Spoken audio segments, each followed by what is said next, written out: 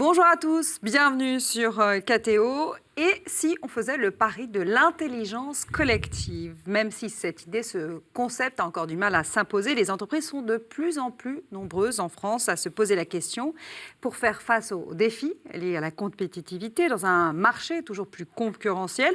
On est souvent plus intelligent à plusieurs que seul, plus créatif. Alors, comment utiliser cette intelligence collective au mieux? Quelles sont les règles à respecter? C'est ce que nous allons voir ensemble justement, avec vous, messieurs. Jean-Eudes Tesson, bonjour. Bonjour, Priscilla. Chef d'entreprise. Joseph Tournel, bonjour. Bonjour, Priscilla. Vice-président de la CFTC. Alors, Jean, pour le chef d'entreprise que vous êtes, concrètement, c'est quoi l'intelligence collective?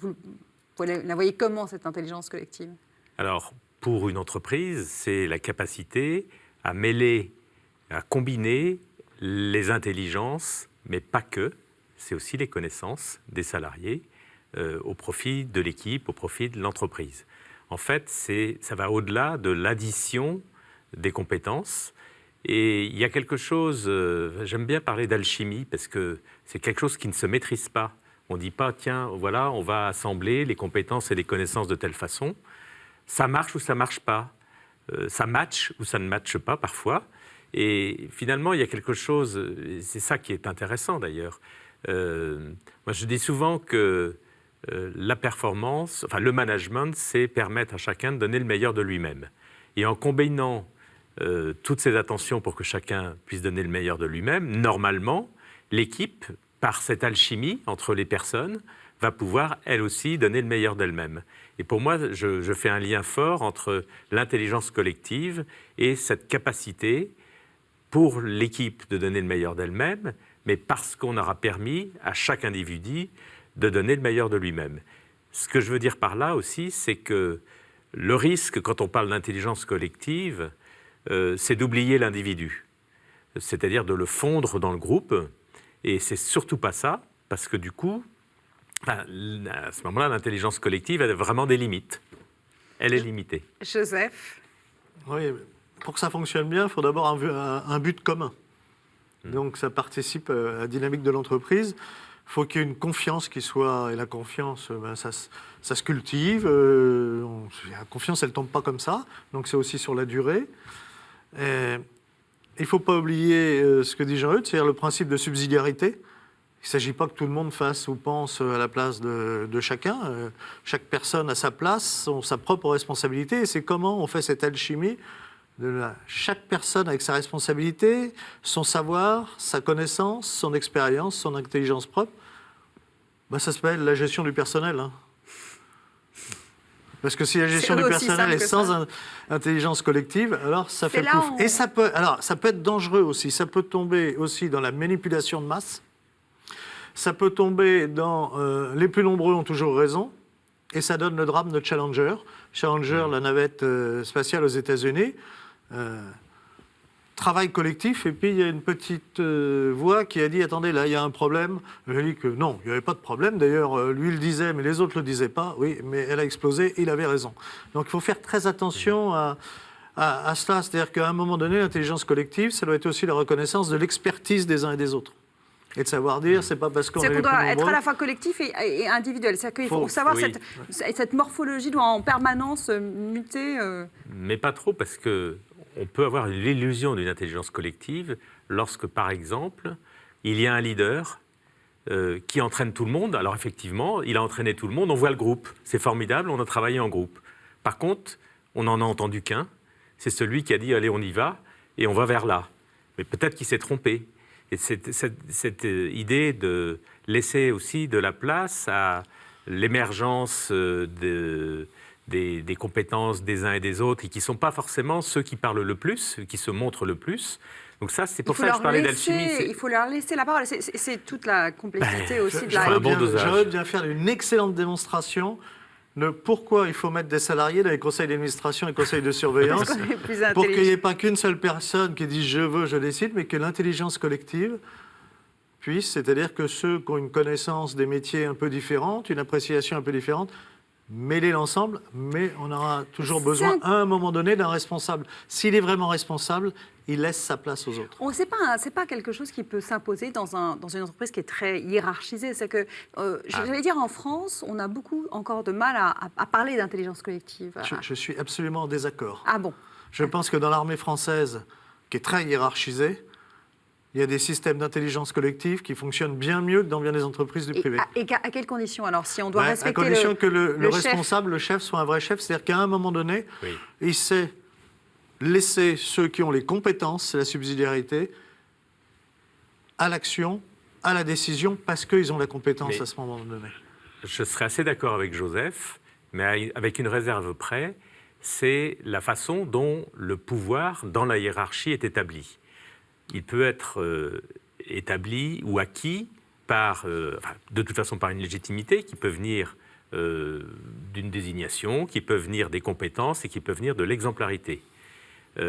Trop souvent, dans, j'ai envie de dire, l'ancien système d'organisation des entreprises, le pouvoir venait de la détention, où on associait au pouvoir la détention de l'information. Le chef, c'est celui qui sait et qui transmet l'information. Et les autres exécutent. Et ça a sauté avec les moyens de communication, avec les aspirations des nouvelles générations qui ne veulent plus de ce pouvoir-là. Et donc, il y a des choses qui se réinventent.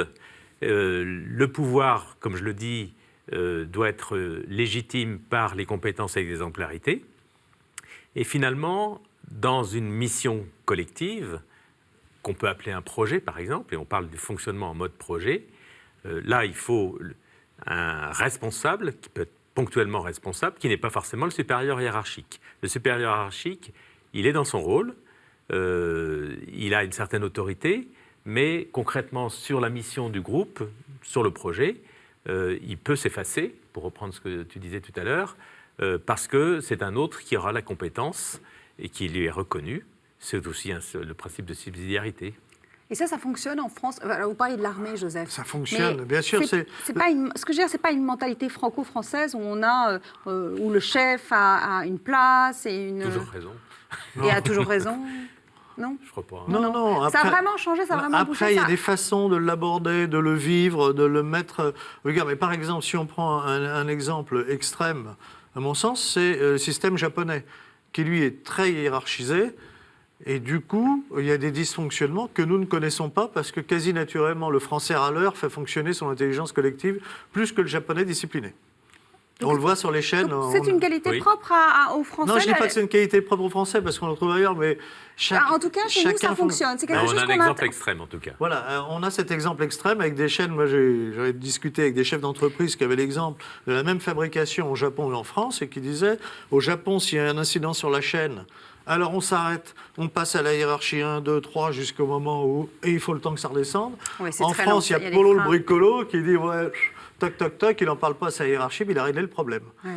Et la hiérarchie, qui n'est pas dupe, a l'intelligence collective de laisser faire, parce qu'elle sait que Polo connaît son boulot. Ça, c'est vraiment ce que vous disiez tout à l'heure, nouvelle forme de management, sous la pression des nouvelles générations qui n'acceptent plus c'est le fait qu'on dicte en haut et puis que derrière, on n'ait rien à dire. Alors, elle l'accepte différemment. Il ne faut pas croire qu'elle ne l'accepte pas. Oui.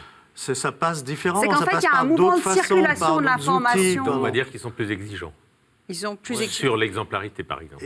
Bien sûr, et ça, c'est normal. Et comment est-ce que l'intelligence collective peut bien fonctionner? Quelles sont les règles, les cadres? Parce que vous disiez très justement, il y a quand même une hiérarchie, il y a un respect de la hiérarchie, des codes et des règles. Quelles sont les règles et les codes qui doivent être imposés pour que cette intelligence soit utilisée à bon escient, qu'on n'oublie personne? Voilà. Quels sont les... Si on peut le... Quel est le but? Comment on a accès à l'information? À quel moment on peut s'exprimer sur ce que l'on pense? Dans quel cadre? Et il faut toujours garder le cadre. Et c'est là qu'on arrive à fonctionner. Et après, c'est la patte humaine. Et puis que ce soit respectueux de chaque personne, de chaque individu. Et j'ai envie de dire respectueux aussi d'une certaine altérité. Si l'altérité disparaît dans l'intelligence collective, on va dire qu'elle est plus intelligente, l'intelligence. Et il y a un risque avec les nouvelles technologies. On voit aujourd'hui des études sur des algorithmes qui se basent sur l'expérience des insectes dits sociaux, les fourmis par exemple. Et ça, c'est très dangereux parce qu'on va nous faire automatiquement, l'algorithme dira ce qu'il faut faire. Parce Mais que, et moi je ne tiens pas, vous savez, effectivement les fourmis, il y a une intelligence collective. Quand elles ont à franchir un Mais il petit... n'y a pas trop C'est pas d'individus en l'intelligence. revanche. Hein. Je crois pas que ce soit l'intelligence.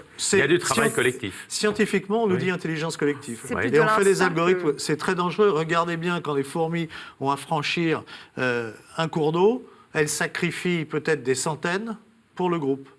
Attention à ne pas arriver à ce genre d'extrême avec ces algorithmes basés soi-disant sur l'intelligence collective, se basant sur l'expérience et les études sur les guêpes et les fourmis.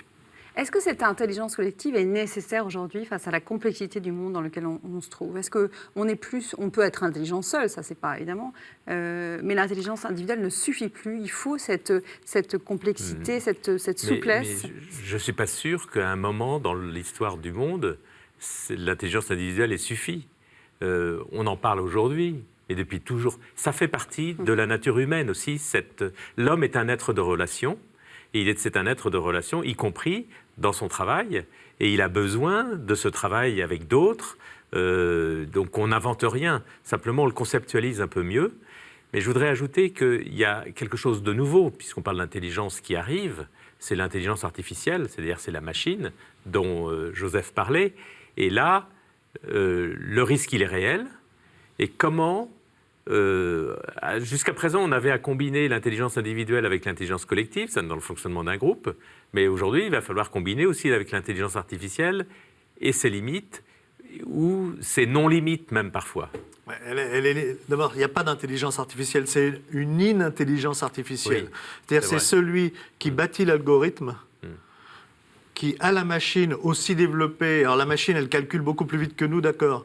Mais c'est celui qui bâtit l'algorithme, qui met l'algorithme, etc., qui décide de ce que la machine...